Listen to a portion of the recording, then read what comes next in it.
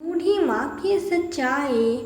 नमस्कार दोस्तों, Sania voice story channel में आप सभी का स्वागत है।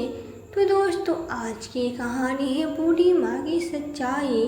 75 वर्षीय पूनम जो उस पोस्ट ऑफिस के बाहर बैठी सबसे हाथ जोड़कर रोते हुए बस गिड़गिड़ाए जा रही थी। बेटा, एक बार फिर से देखो ना, मेरी बेटी की चिट्ठी जरूर आई होगी। पिछले 1 महीने से अपने बेटे की चिट्ठी की राह देख रही थी।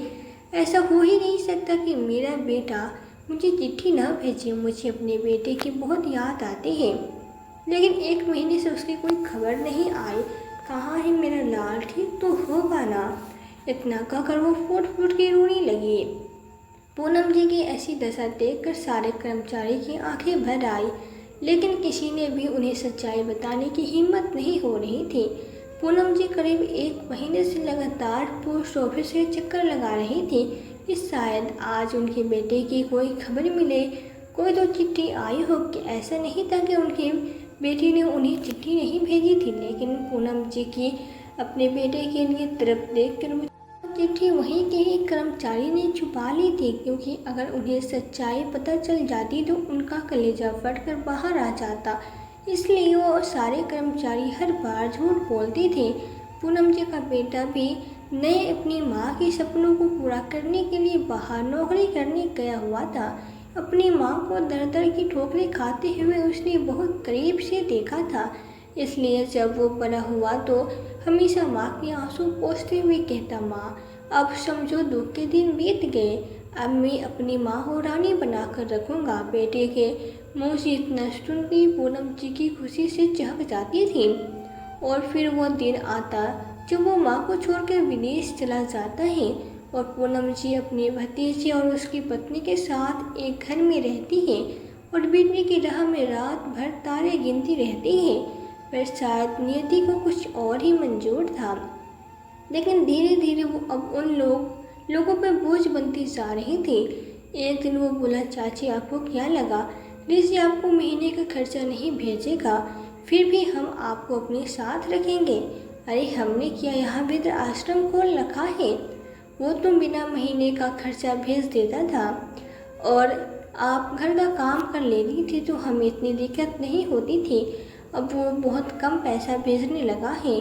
फिर आए दिन आप बीमार पड़ जाती हैं तो यह दवाइयों का खर्चा कौन उठाएगा? तो हमें माफ़ करो। पीयूष अपनी चाची पूनम जी से कहता है। पूनम जी बोली, बेटा पीयूष, या कैसी बातें कर रहे हो? मैं तुम्हारी चाची हूँ और तुम्हारा भाई न जाने क्यों आजकल पूरे पैसे नहीं भेज पा रहा है। पर यह भी तो देखो, हमारे हिस्से का जितना भी खेत है उसका अनाज पानी भी तो तुम ही रखती हो। और मेरी जगह अगर तुम्हारी माँ जिंदा होती तो क्या तुम उससे भी घर का काम करवाते? तभी पीयूष की पत्नी सरिता आई और बोली, बहुत हुआ आप मेरी सास नहीं है कि मैं आपकी सेवा करूं। पहले तो वो साल में 2-3 बार आकर देख जाती थी, पर 6 महीने से देख रही हूँ इतने कम पैसे भेजते हैं, ऊपर से आते भी नहीं है। कहीं मर मुर तो नहीं गए? शुभ शुभ बोलो बहू, यह कैसी बातें कर रही हो? ईश्वर उसे मेरी भी उम्र लगा दे। न जाने मेरे बच्चे पे क्या विपत्ति आई है जो इतने दिनों से अपनी माँ को देखने भी नहीं आया। तुम सब तो मेरी अपनी हो, इसलिए वो मुझे तुम लोगों के भरोसे छोड़ कर गया है। अगर मेरे पति या मेरी कोई औलाद होती तो क्या मुझे इतना सुनना पड़ता? पीयूष बोला, चाची अब मैं इससे ज़्यादा आपके लिए कुछ नहीं कर सकता। मेरे भी बच्चे और घर की जिम्मेदारी है। मानता हूँ मेरे माँ बाप के गुजर जाने के बाद आपने मेरी बहुत मदद की, मुझे पढ़ाया लिखाया, पर इससे ज़्यादा अब मैं कुछ नहीं कर पाऊँगा। पूनम जी बोली, बेटा अब तुम नहीं करोगे तो मैं कहाँ जाऊँगी? सरिता बोली, ए बुढ़िया ज़्यादा दिमाग मत खराब कर। काम की न काज की दुश्मन, अनाज के घर का एक काम नहीं करती है, ऊपर से तीनों टाइम खाना चाहिए। चल निकल जा यहाँ से। पूनम जी बोली, पर बहू इस घर में मेरा भी तो हिस्सा है। तुमने पहले मेरे ऊपर के दोनों कमरों पर कब्जा कर लिया और मुझे यहाँ नीचे इस अंधेरे कोठरी में भेज दिया। अब यहाँ से भी मुझे निकाल नहीं हो तो मैं कहाँ रहूँगी? या तो सारा सार नाइंसाफ़ी है। मेरा बेटा आ नहीं रहा तो क्या तुम लोग मेरे साथ धोखा करोगे? आस पड़ोस के कुछ लोग देखने लगे तो पीयूष धीरे से सरिता को बोला, सरिता सब देख रहे हैं, अगर तुम्हें इन्हें घर से नहीं रखना है तो बरामदे में रहने दो। अरे खाने पीने के लिए मत देना, धीरे धीरे अपने आप मर जाएगी, फिर संपत्ति हमारी होगी। मुझे लगता है ऋषि ने शहर में शादी कर ली होगी और मजे ले रहा होगा, इसलिए लौटकर नहीं आया। सरिता बोली, अच्छा तो वो शहर में मज़े लेंगे और मैं यहाँ इनकी माँ की देखभाल करूँ, मैं क्या इनका ठेका लेकर रखी हूँ। पीयूष बोला, तुम समझते क्यों नहीं हो, अगर वो लौट कर नहीं आएगा तो सब कुछ तो हमारा होगा। सरिता बोली, सुन लो जी, अगर बुढ़िया 6 महीने और साल भर में नहीं मरी तो मैं घर से धक्के मार कर इन्हें निकाल दूँगी और अब यह घर के अंदर नहीं रहेगी। बरामदे पे जो भूसे वाली कोठरी है उसमें उनका खाट लगा दो। इतना कहकर सरिता ने 2 सूखी रोटी और दाल पूनम जी के सामने रख दी और वो मुंह बनाकर चली गई। पीयूष बोला, चाची देख लो, आपके लिए मैं अपनी पत्नी से भी नाराज़गी मोल ले रहा हूँ और थोड़ा बहुत घर का कामकाज किया करो वरना शरीर में जंग लग जाएगी। आपका बेटा तो देखने नहीं आता है, मैं कितने ही दिन करूँगा। इतना कहकर वो भी चला गया। अगले दिन महीने की आखिरी तारीख थी। सरिता दरवाजे के बाहर टकटकी लगाए बैठी थी, तभी सामने पोस्टमैन सुरेश आया। अम्मा कैसी हो, या लो अपनी मनी ऑर्डर।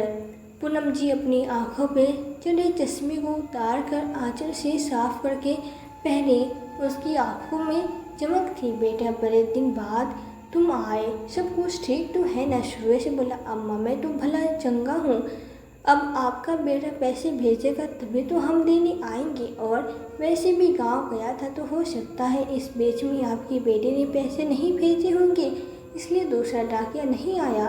पूनम जी ने बड़ी उम्मीद से कहा, बेटा क्या तुम एक बार मेरे बेटे से बात करवा दोगे। सुरेश ने एक नज़र उन्हें देखा, फिर उनकी बात को टालना चाहा और बोला, अम्मा आज मेरे पास बिल्कुल भी टाइम नहीं है कि हर बार की तरह मैं आपको आपके बेटे से बात करवा सकूं। पूनम जी विनती करने लगी, बेटा क्या बताऊं, सब कहते शायद मेरे बेटे ने शादी कर ली इसलिए अपनी माँ के पास आना नहीं चाहता, बस थोड़ी देर ही बात करवा दे, तुम्हारा बहुत एहसान होगा। सुरेश बोला, अम्मा आप मुझे हर बार बात करवाने की जिद ना किया करो। यह कहते हुए उसने अपने मोबाइल पर कोई नंबर डायल किया और बोला, लो आप माँ बात कर लो, लेकिन ज़्यादा बात मत करना, मेरे पैसे कट जाते हैं। इतना कहकर पूनम जी की तरफ मोबाइल बढ़ा दिया। पूनम जी मोबाइल पर अपने बेटे से हाल चाल पूछने लगे। मिनटों भर बात करके ही उन्हें संतुष्टि हो गई। उनके जोड़ीदार चेहरे पे मुस्कान छा गई और वो अपने सारे दुख दर्द भूल गई। सुरेश बोला, अम्मा पूरे 1000 है, ध्यान से देख लो। इतना कहकर 100 के 10 नोट उनको बढ़ा दिए। पूनम जी ने उन्हें ठहरने का इशारा किया तो डाकिया बोला, अब क्या हुआ अम्मा, ये 100 रख लो। सुरेश बोला, क्यों अम्मा। उसने आश्चर्य से देखा। पूनम जी बोली, हर महीने रुपए पहुंचाने के साथ साथ तुम मेरे बेटे से मेरी बात भी करवाते देते हो, खर्चा होता होगा ना। सुरेश बोला, नहीं रहने दीजिए। वो लाख मना करता रहा, लेकिन पूनम जी ने जबरदस्ती उनकी मुट्ठी में 100 रुपये थमा दिए। तभी सरिता बाहर निकल कर आई और बोली, तो डाकिया भैया इनका बेटा कम पैसे भेजता है या आप लोग पैसे मार लेते हो।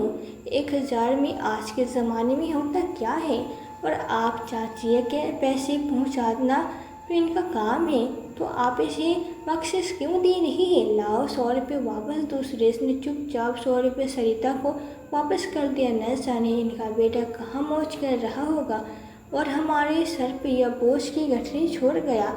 इतना कहते हुए वो पूनम जी के हाथ से पैसे लेकर अंदर चली गई।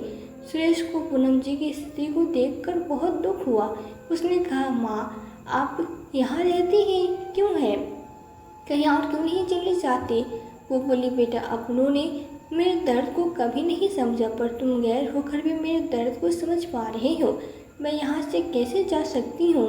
कल को मेरा बेटा मुझे ढूंढते हुए यहाँ आएगा और मैं नहीं मिली तो वो उदास हो जाएगा। अब यह तो मेरी नियति हो गई है ना, न जाने ईश्वर ने मेरे भाग्य में क्या लिखा है। वह सुरेश को आशीर्वाद देते हुए अपने डेहरी के भीतर चले गए। सुरेश थोड़ी दूर बढ़ा ही था कि किसी ने उसके कंधे पे हाथ रखा। उसने पीछे मुड़कर देखा तो उसका मित्र निखिल, जो इस कस्बे में मोबाइल की दुकान चलाता था। सुरेश बोला, अरे निखिल, यहाँ कैसे? इस घर वक्त तुम अपनी दुकान पर होते हो ना? निखिल ने कहा, सुरेश भाई, तुम हर महीने ऐसा क्यों करते हो?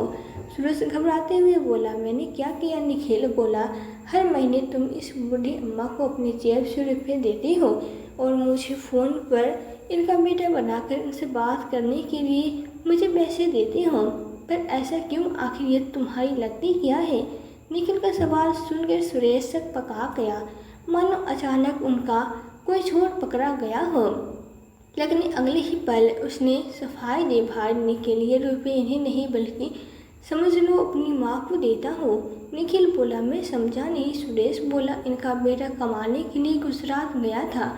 वो हर महीने इनके लिए पैसे भेजता था, बीच बीच में तो शायद मिलने भी आता था। लेकिन 6 महीने पहले एक दिन मनी ऑर्डर की जगह उसके एक दोस्त की इस बूढ़ी अम्मा के नाम से चिट्ठी आई। निखिल बोला, चिट्ठी कैसी? चिट्ठी क्या लिखा था उस चिट्ठी में? क्या तुमने पढ़ा था? बताओ बताओ, फिर क्या हुआ? निखिल की जिज्ञासा दुगनी हो गई। सुरेश बोला, हर महीने इस रुपये को इंतज़ार में और बेटे की कुशलता की उम्मीद करने वाली इस बुढ़िया को यह बताने की मेरी हिम्मत ही नहीं हुई कि संक्रमण की वजह से उनकी बेटी की जान चली गई और अब वो इस दुनिया में नहीं रहा। निखिल बोला, क्या 6 महीने पहले इनकी बेटी की मौत हो गई है? हे भगवान, और इस बेचारे को खबर भी नहीं। लेकिन ये तुम्हारी माँ नहीं है तो तुम इन्हें पैसे क्यों देती हो? मैं जानता हूँ इनके रिश्तेदारों को इसे ठीक से बात तक नहीं करते। वो तो इसी फिराक में है कि कब इस बूढ़े की मौत हो और इसकी संपत्ति पर वो अपना कब्जा जमा ले। मेरे भाई अपनों के लालच में न जाने कितने बूढ़े माता पिता चले गए हैं, फिर मैं तो तुम क्या कर सकती हो? सुरेश बोली, एक समय था मैं भी अपनी माँ को हर महीने पैसे भेजता था, लेकिन अब मेरी माँ भी कहाँ रही। तो जब मैं उनको देखता हूँ तो उसमें मेरी माँ की छवि भी दिखती है। बहुत बड़ा कर्ज है उनका मुझ पर। हाँ, और कुछ तो नहीं कर सकता, बस ये 1000-2000 देकर इनकी उम्मीद को जिंदा रखना चाहता हूँ। सुरेश ने पैसे लेकर पूनम जी का बेटा बनकर बात करने के निखिल भी एक अजनबी माँ के प्रति आत्मिक स्नेह से निशब्द रह गया। अगले महीने उनकी बात करने के लिए मुझे पैसे मत देना, मैं ऐसी बात कर लूँगा। इस क्षणिक सुख से इस बेचारी की परेशानी खत्म नहीं होगी। अगर तुम्हें कुछ करना है तो कुछ ठोस उपाय करो और कोई मदद चाहिए हो तो बताना। सुरेश घर जाकर अपनी पत्नी पायल से बोला, मैं तुमसे बताया नहीं था, पर पिछले 6 महीने से मैं अपनी तनख्वाह के कुछ पैसे पूरी अम्मा को देता हूँ। इतना कहकर उसने सारी बात बता दी। पायल बोली, निखिल भैया सही बोली, या तो कोई उपाय नहीं हुआ, आपको उनके लिए कुछ करना चाहिए। सुरेश बोला, मैं कर ही क्या सकता हूँ? पायल बोली, हाँ, हमारी स्थिति भी ऐसी नहीं है कि हम उन्हें अपने साथ भी रख सकें, पर बुजुर्गों के लिए भी आश्रम होता है, तो क्यों न हम उन्हें वृद्ध आश्रम में छोड़ आए। कम से कम उनकी देखभाल तो अच्छे से होगी। सुरेश बोला, क्या इसके लिए उनके परिवार मानेगा? पायल बोली, अरे जो लालच में उस अम्मा को घर से बाहर निकालना चाहते हैं, उनके लिए तो यह सुनहरा अवसर होगा। अब एक बार बात करके तो देखिए। अगले महीने सुरेश जब पैसा देने पहुंचा तो सरिता पहले से ही हाथ आगे कर दी। सुरेश बोला, बहन, जितने पैसे में क्या इनकी देखभाल हो जाती है? सुनीता बोली, अरे क्या बताओ, इसमें तो इस बुढ़िया का खाना पीना भी नहीं हो पाता है, ऊपर से दवाइयों का खर्चा अलग, न जाने इसका बेटा कब आएगा और इसे ले जाएगा। सुरेश बोला, मैं एक उपाय बताऊँ? सरिता बोली, हाँ हाँ बताओ ना। सुरेश बोला, आप अगर कहो तो मैं इन्हें एक वृद्ध आश्रम में छोड़ आता हूँ, क्योंकि इनके बेटे की चिट्ठी आई थी, ये अगले महीने से वो पैसे नहीं भेजेगा। तब तक पीयूष भी आ गया। सरिता ने सारी बात बताई। पीयूष बोला, क्या वो पैसे नहीं भेजेगा तो हम इन्हें यहाँ क्यों रखेंगे? पीयूष ने सरिता के हाथ से वो रुपये लिया और सुरेश को देते हुए बोला, ये 1000 तुम रखो और इन्हें वृद्धाश्रम जाकर छोड़ दो। हमें अब यह मुसीबत हमारे घर में नहीं चाहिए। सरिता पूनम जी के पास गई और बोली, चाची, अपना सामान बांधो ताकि आपको ऐसी जगह छोड़ आएगा जहाँ आपका बेटा आपसे आकर मिल जाएगा। पूनम जी वहाँ से जाने को तैयार नहीं थी कि नहीं, मेरा ऋषि आएगा और मैं यहाँ नहीं मिलेगी तो वो उदास हो जाएगा। सुरेश समझाने लगा, माँ मुझ पर भरोसा है। पूनम जी कुछ सोचे और बोली, मेरे बेटे के बाद मेरा हाल चाल पूछा है। सुरेश बोला, माँ मुझ पर भरोसा करो और चलो। इतना कहकर उसने पूनम जी का हाथ थामा और उन्हें वृद्ध आश्रम ले जाकर एक घर में ले गया। वहाँ जाकर डाकिया ने कुछ भी नहीं छुपाया और वहाँ एक सहायिका को उनकी देख रेख के लिए रखा और उसे सारी सच्चाई बता दी और कहा, अम्मा उम्मीद पर ही यह जिंदा है, मैं नहीं चाहता इनकी उम्मीद टूट जाए, बस उनका ख्याल रखिएगा। अब हर महीने की आखिरी तारीख को सुरेश उनसे मिलने आता, जब भी पैसे देता पूनम से उसकी आंखों को पढ़ने की कोशिश करती। एक माँ की आंखों से भला कैसे कुछ छुप सकता था। पूनम जी बोली, एक बात पूछूं बेटा, सच बोलोगे ना? सुरेश बोला, हाँ हाँ बोलो ना। वो बोले, तुम्हें मेरी कसम झूठ मत कहना। सुरेश बोला, अम्मा। पूनम जी बोले, क्या मेरे बेटे को कुछ हो गया है क्या? वो लौट कर कभी नहीं आएगा। क्या मेरा शरीर अब मुझे बोझ लगने लगा है, पर मन है कि उसके इंतजार में बैठा रहता है। अगर तुम सच्चाई बता दोगे तो मैं मुक्त हो जाऊंगी। मैं जीवन भर तुम्हारा एहसान नहीं भूलूंगी, क्योंकि जहाँ मेरे सब अपनी लालच में सालों तक चला है, वहाँ गैर होकर भी तुमने मुझे सहारा दिया है।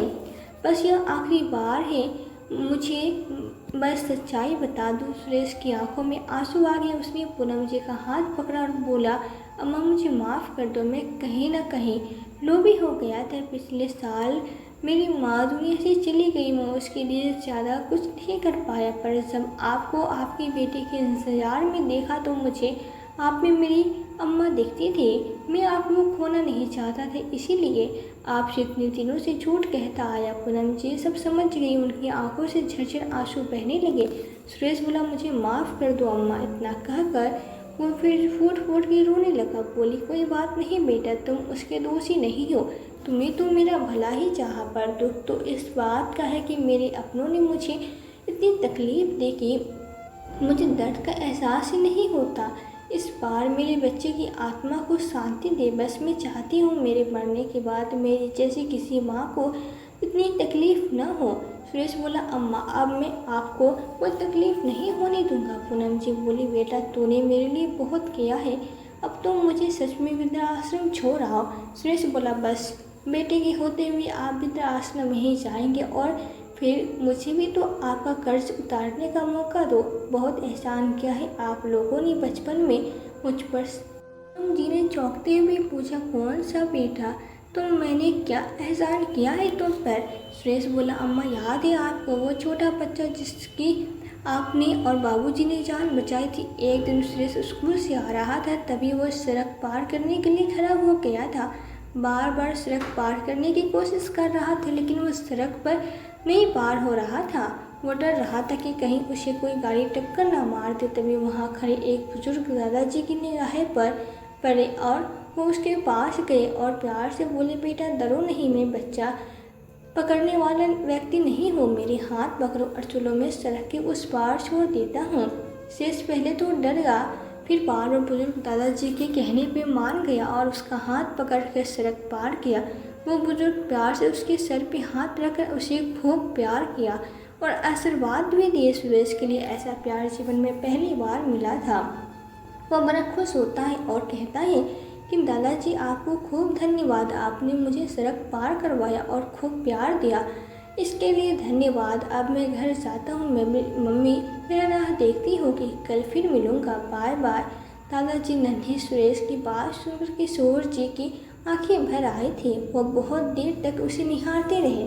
सुरेश अपने घर आ जाता है और माँ से खुश होकर बताता है कि माँ आज मुझे सड़क पार करने में बहुत डर लग रहा था, लेकिन एक बूढ़े दादाजी ने आकर मेरा प्यार से हाथ पकड़ा और मुझे सड़क पार करवाया और खूब प्यार भी किया। कई दिनों तक वही बुजुर्ग दादाजी उसे सड़क पार करवा देते थे, प्यार से गले लगा ढेर सारा आशीर्वाद देते, साथ ही उसे खाने के लिए चॉकलेट भी देते। अब यह दिनचर्या रोज की हो गई थी। अब यही नन्हे सुरेश के उस बुजुर्ग दादाजी के साथ दिनचर्या बन गई थी। एक दिन वो बुजुर्ग दादाजी हैं और उसे गले लगाकर खूब प्यार करते हैं। यह देख सुरेश को उस वक्त बड़ा अच्छा लगा। पूनम जी उसे उसकी पसंद का खाना बनाकर अपने हाथों से खिलाती है। यह सब देखकर सुरेश को उससे बड़ा लगाव हो गया था। वो बुजुर्ग दंपति से बड़ा घुल मिल जाता है।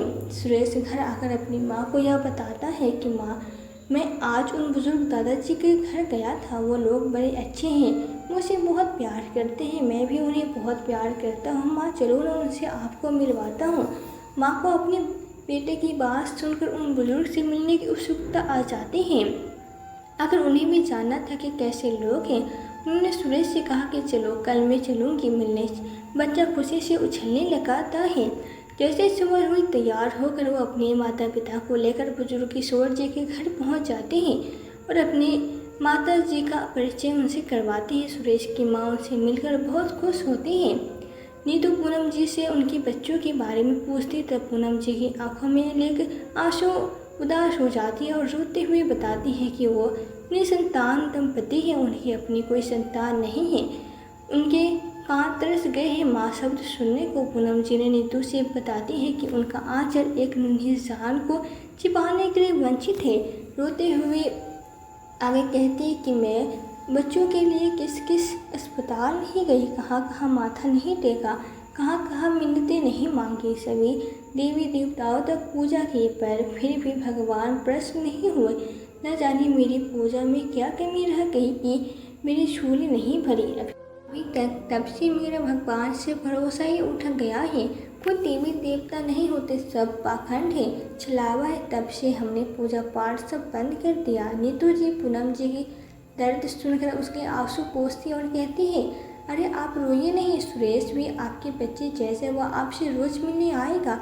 आप भी उसके माता पिता हैं, आप दोनों के साथ हमारा रिश्ता बन गया। अब सुरेश की आप लोगों के साथ इतना घुल मिल गया है। यह बात नीतू के मुंह से सुनकर पूनम जी बहुत खुश होती है और उन दोनों को सम्मान से विदा करती है। तब क्या था, पंकज अपने घर से ज़्यादा पूनम जी के घर में ही रहता था और पूनम जी और किशोर जी भी बहुत खुश थे। एक दिन पता चलता है कि पूनम जी माँ बनने वाली है तो उनकी खुशी का ठिकाना ही नहीं रहता है। जो इतने सालों से नहीं हुआ वह आज होने वाला है। जैसे नन्हे सुरेश की उनकी पुकार भगवान तक पहुँचा दी थी। समय बीता, पूनम जी ने खूबसूरत बेटी को जन्म दिया। दोनों ही बहुत खुश थे, पर सुरेश के पापा ने नौकरी की वजह से अपने परिवार के साथ दूसरे शहर में शिफ्ट होना पड़ा था। उसके बाद वो सुरेश से कभी नहीं मिली थी, लेकिन जब सुरेश की नौकरी लगी और वो पोस्टमैन बनकर उस पते पर पहुंचा था तो वहाँ पूनम जी को देखकर उसकी आंखें भर आई थी। और जब उसे पता चला कि उनका बेटा इस दुनिया में नहीं रहा तो उसने एक बेटा बनकर अपने फर्ज पूरा किया। सुरेश की बात सुनकर पूनम जी रो पड़ी और उसे गले से लगा लिया। तू सच में वही नन्हा सुरेश है ना? पूनम जी ने पूछा। हाँ माँ, मैं आपका वही सुरेश हूँ। घर आ जाकर सुरेश पायल को सब कुछ सच बताता है। तब उसकी भी आंखें भर आती हैं और कहती है, क्यों ना हम उनको अपने साथ रख ले, हम दोनों को माँ मिल जाएगी और सोनू को दादी। सुरेश बोला, मैं रास्ते में ही सोचता रहा पर तुमसे कहने की हिम्मत न कर सका, पर अच्छा हुआ तुमने कह दिया। अगले दिन दोनों घर लेकर आते हैं और उनका खूब ख्याल रखते हैं। एक दिन पूनम जी बड़ी उदास बैठी थी। तब सुरेश बोला, क्या बात है अम्मा? पूनम जी बोली, कोई बात नहीं है बेटा, तुम इसकी दोषी नहीं हो, तुमने तो मेरी मदद की थी। मेरे मरने के बाद मेरी जैसी किसी माँ को इतनी तकलीफ़ न हो। सुरेश बोला, माँ बोला, मैं आपके लिए क्या कर सकता हूँ? पूनम जी बोली, मैं अपने बेटे की याद में वृद्धाश्रम वालों की कुछ मदद करना चाहती हूँ। अगर तुम मुझे किसी वकील से मिलवा दो तो मैं अपनी संपत्ति का वृद्ध आश्रम के नाम करना चाहती हूँ। इसके लिए मुझे मेरे रिश्तेदारों से अपना हक लेना होगा। सुरेश ने वृद्ध आश्रम के कुछ लोगों से बात की और कुछ वृद्ध आश्रम में जाकर पूनम जी की कहानी बताई तो एक सरकारी वकील उनके लिए सामने आया। पीयूष और सरिता को कोर्ट का नोटिस मिला। सरिता ने खूब जली घुटी पूनम जी को सुनाई। इसी दिन के लिए इतने दिन से हम तुम्हें पाल रहे थे। अरे अब तो तुम्हारा बेटा भी नहीं रहा तो ये संपत्ति लेकर क्या करोगे? कहा, इस पोस्टमैन को दोगे? पूनम जी ने एक जोरदार थप्पड़ सरिता को लगाया और बोली, तुम औरत हो ही नहीं सकती, तुम तो मेरे अपने थे, पर तुम लोगों ने लालच में मेरे साथ क्या कुछ नहीं किया। ये बेचारा तो गैर है जिसने मुझे सहारा दिया।